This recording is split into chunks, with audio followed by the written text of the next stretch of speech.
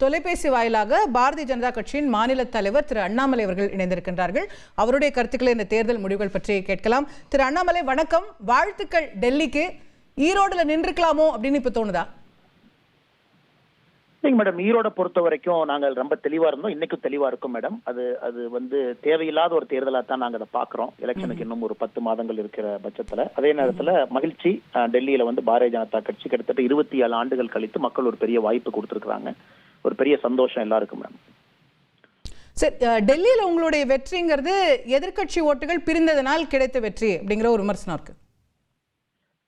இதற்கு முன்பு காங்கிரசும் ஆம் ஆத்மி கட்சியும் தனித்தனியா நின்னாங்க 2020 2015. அப்ப ஆம் ஆத்மி கட்சி ஜெயிச்சாங்க. அப்ப இவங்க யாருமே அதை பத்தி எதுவுமே பேசலையா மேடம். 2015 20 அதே மாதிரி தான் களம் இருந்துச்சு.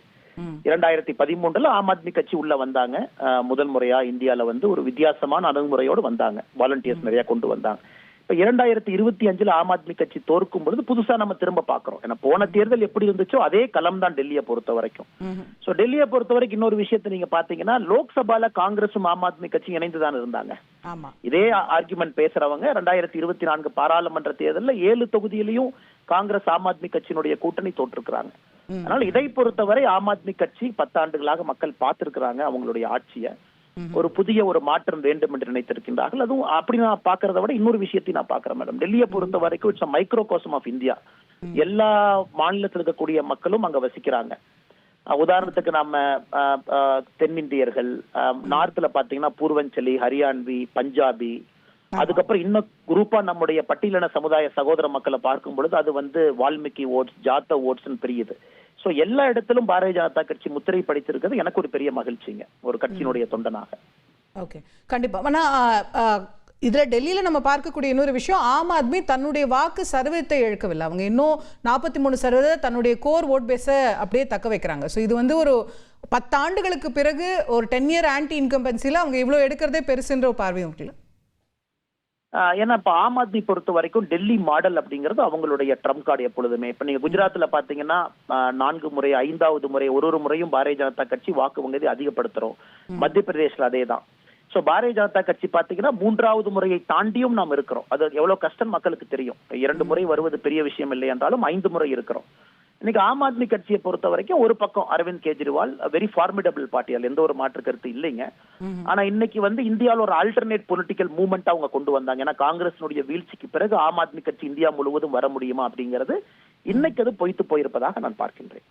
ஓகே ஓகே, ஈரோடு பற்றியும் கேட்கணும்னு நினைக்கிறேன். இப்போ 37,000 ஓட்டு இப்போ நம்ம பேசிட்டு இருக்கும்போது திமுக வாங்குது. 7,600க்கு மேல இப்போ நாம் தமிழர் கட்சியுடைய வாக்கு வங்கியை பார்க்குறோம்.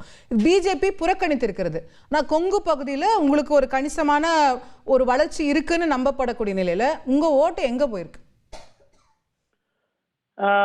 இந்த முறை ஒன்று வாக்கு சதவீதம் குறைந்திருக்கிறது, நிறைய பேர் ஓட்டு போடலைங்க. நோட்டாவுடைய வாக்கு உயரும், அது ஒரு ஆச்சரியமான விஷயம் தான். நோட்டாவை பொறுத்த வரைக்கும் ஒரு ஈரோடு மாதிரி பகுதியில நோட்டாவுடைய வளர்ச்சி அதிகம்தான். அதே 3வது பார்க்கும் பொழுது உங்களுக்கு வந்து ஒரு மக்கள் ஒரு எழுச்சி இல்லாத ஒரு தேர்தல், ஒரு ஆனந்தமாக சந்தோஷமாக நடத்தப்படாத ஒரு தேர்தல். அதனால என்னை பொறுத்தவரை வாக்கு வங்கி இங்க போச்சா அங்க போச்சான்னு சொல்றதை விட மேடம், மக்களே உற்சாகத்தோடு பங்கேற்காத ஒரு தேர்தலா தான் நாங்க பாக்குறோம். இது முதல்ல இருந்து எழுதப்பட்டதுதான். டிஎம்கேவும் பெருசா சீரியஸா எடுத்துக்கல அவங்க. ஏன்னா களம் அந்த மாதிரி இருந்தனால ஒரு முதலமைச்சர்ல இருந்து யாரும் கூட அங்க நான் பிரச்சாரத்துக்கு போறேன், போன முறை எப்படி அவங்க கேம்ப் பண்ணி 10 அமைச்சர்கள் 20 அமைச்சர்களை போட்டிருந்தாங்களோ அது போன்ற ஒரு தேர்தல் களம் இது இல்ல. இது எங்களை பொறுத்தவரை நாங்க புறக்கணிச்சனாலதான் மக்களுக்கு அந்த கொடூரம் நடக்கலன்னு நாங்க பாக்குறோம். பட்டியல் அடைச்சு வச்சு அதே மாதிரி பழைய பஞ்சாயத்துக்கு இது போயிருப்பாங்க. இன்னைக்கு மக்கள் வந்து அவதிப்படாம அதே நேரத்துல உற்சாகத்தோடு பங்கேற்காத ஒரு தேர்தலா பார்க்கிறோம். கொடூரம் சொல்றீங்க, ஆனா நீங்கெல்லாம் போட்டிட்டு இருந்தா இன்னும் தேர்தல் திருவிழாவா இருந்திருக்குமே நினைக்கிற மக்கள் கூட இருக்காங்கல்ல. அது ஒரு பக்கம் இருந்தாலும் கூட மேடம் நாங்க பாத்துருக்கோம், நாங்க இதே களத்தை பாத்துருக்கோம் எப்படி அது இருக்கும்னு. தமிழ்நாட்டை பொறுத்த வரைக்கும் எலெக்ஷன் கமிஷன் இதற்கு முன்பு நடந்த இடைத்தேர்தல் பொறுத்த வரைக்கும் டூத்லெஸ்ஸா தான் இருந்தாங்க. பெருசா அவங்களால எதுவும் பண்ண முடியல. மக்களுக்கு வந்து அடைச்சு வச்சு பட்டியல் அந்த கொடுமை எல்லாம் நாங்க பார்த்தோம். அதாவது பிரச்சாரத்துக்கு நீங்க போனா கூட அவங்களை கூப்பிட்டு உட்கார வைக்கிறது, அடைச்சு வைக்கிறது எல்லாம். இந்த முறை அது இல்லாம நடந்திருப்பது ஒரு விதத்துல சந்தோஷமாக இருந்தாலும் உற்சாகத்தோடு ஒரு தேர்தல் நடக்கவில்லை என்பது வருத்தம் தான். ஓகே, தேர்தல் உற்சாகத்தோடு இல்லைன்னு சொல்றீங்க. இந்த தேர்தலில் ஒரு பேசு பொருளா முக்கியமா இருந்தது வந்து சீமான் அவர்கள் எழுப்பிய பெரியார் பற்றிய சர்ச்சை.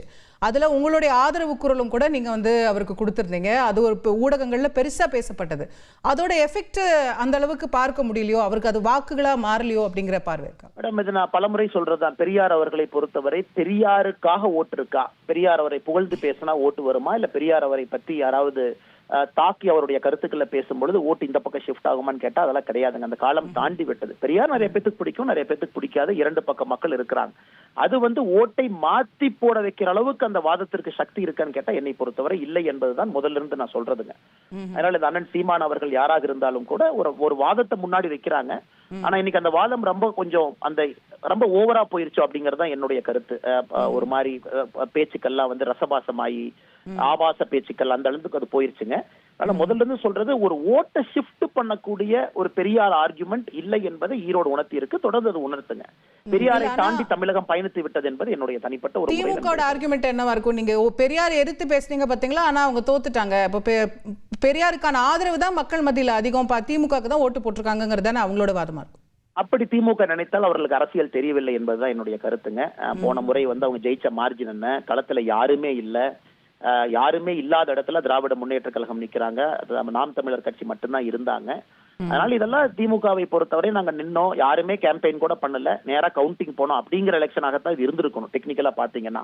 அதனால இதுல வந்து மார்ஜினோ திமுக வாங்கியிருக்கக்கூடிய ஓட்டுகள்னால திராவிட மாடலை ஏத்துக்கிட்டாங்க, மக்கள் 10 மாசத்துக்கு முன்னாடி திரும்ப ஆதரவு கொடுத்திருக்காங்க, அல்லது பெரியாருடைய கருத்துக்கள் எதிர்கருத்துக்களை புறம் தள்ளி இருக்கிறாங்க அப்படிங்கிற வாதத்தை யாரும் ஏற்றுக்கொள்ள மாட்டார்கள் மேடம்.